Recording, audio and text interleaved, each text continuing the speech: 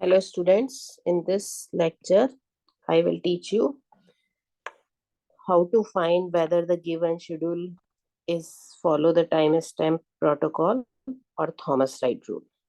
So as we know timestamp protocol, what it says whatever be timestamp is given and whenever be there is a any conflict, जब भी कोई instruction conflict हो, conflict means है कि one of them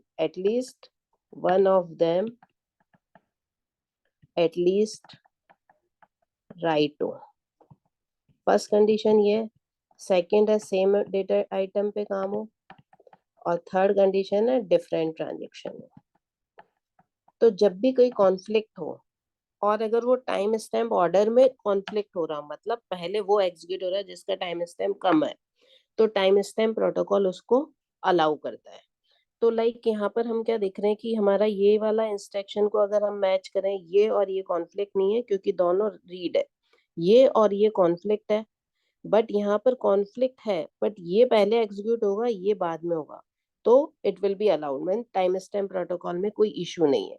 उसके बाद हम नीचे आते हैं, ये वाले और जो इंस्ट्रक्शंस है ये डिफरेंट डेटा आइटम पे है, इसलिए कॉन्फ्लिक्ट नहीं है। ठीक है, क्लियर।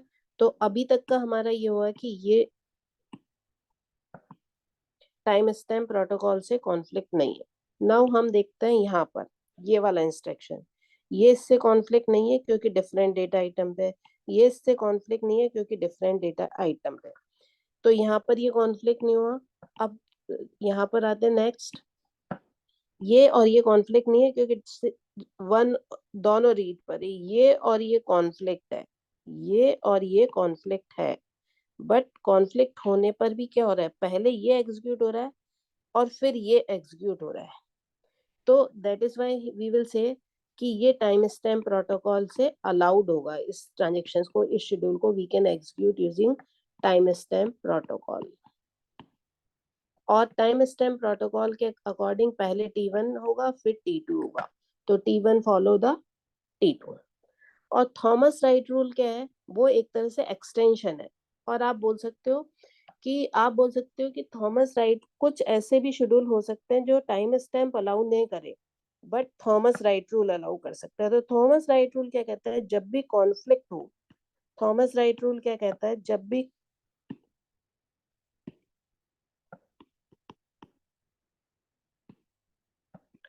भी कॉन्फ्लिक्ट हो, तो राइट में अगर कॉन्फ्लिक्ट हो और order time stamp of follow ना हो, तो it will work. That is what it says time stamp protocol. मतलब ये T1 ट्रांजेक्शन है और ये T2 है, अगर नहीं फॉलो हो रहा है तब भी ये अलाउ कर देगा। तो अभी हम वापस चलते हैं।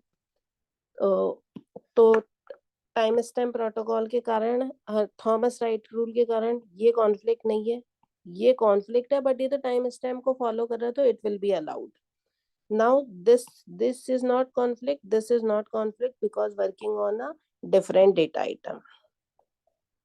Now we come for this is not conflicting, so it will be allowed, कोई प्रॉब्लम नहीं है।